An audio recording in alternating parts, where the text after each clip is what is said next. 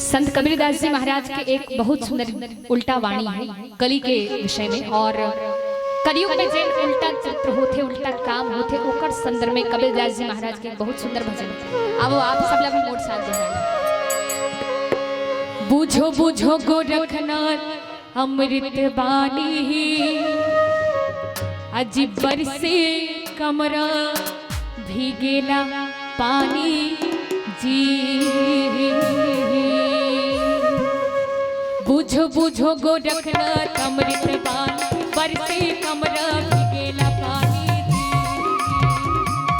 बुझो बुझो गोरखनाथ अमृत बानी बरसे कमरा भीगेला पानी जी। बुझो बुझो गोरखनाथ अमृत बानी बरसे कमरा भीगेला पानी जी। बरसे कमरा भीगेला पानी से बरसे कमरा भीगेला पानी जी।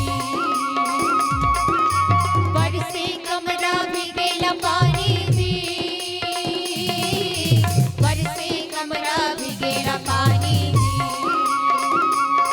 बुझो बुझो बुझो बुझो बुझो बुझो बुझो बुझो बुझो बुझो गोरखनाथ अमृत बानी बरसे कमरा भीगेला पानी जी। बुझो बुझो गोरखनाथ अमृत बानी बरसे कमरा भीगेला पानी जी।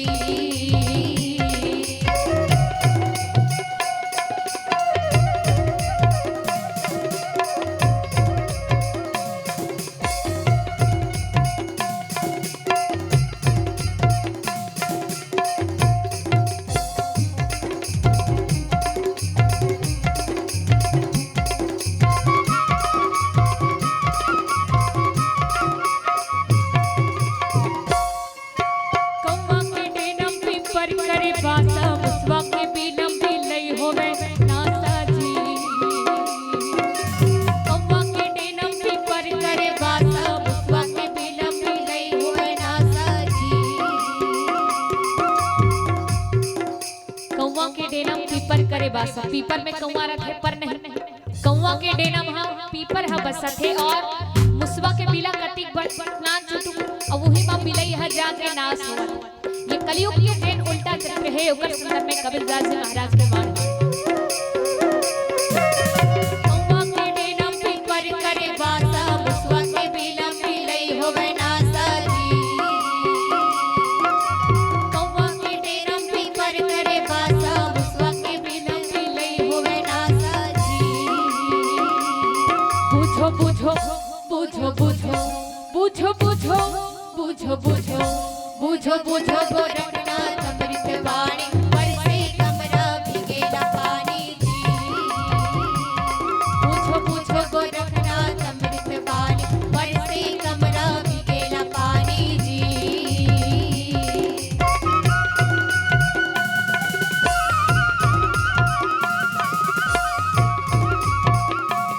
जय हो।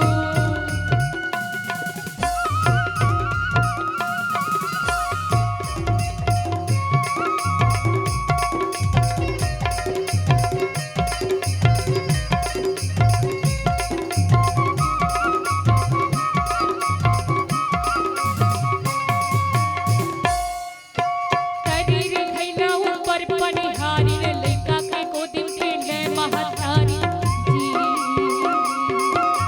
शरीर खैला ऊपर पनिहारी रे लइका के गोदी खेले महतारी जी। खैला मतलब खड़ा होके दाई तरी रे खैला ऊपर पनिहारी नीचे ढान खड़ा और ऊपर में मोहने वाली और लइका के गोदी खेले महतारी अर्थात लइका की गोदी मां महतारी हा खेलत कबू देखे इनका नहीं पर कलयुग में इसे संभव है भाई। तरी रे खैला ऊपर पनिहारी लइका के गोदी खेले महतारी जी। शरीर खैला ऊपर पनिहारी लइका के गोदी खेले महतारी जी। बुझो बुझो बुझो बुझो बुझो बुझो बुझो बुझो बुझो बुझो गोरखनाथ अमृत बानी बरसे कमरा भीगेला पानी जी। बुझो बुझो गोरखनाथ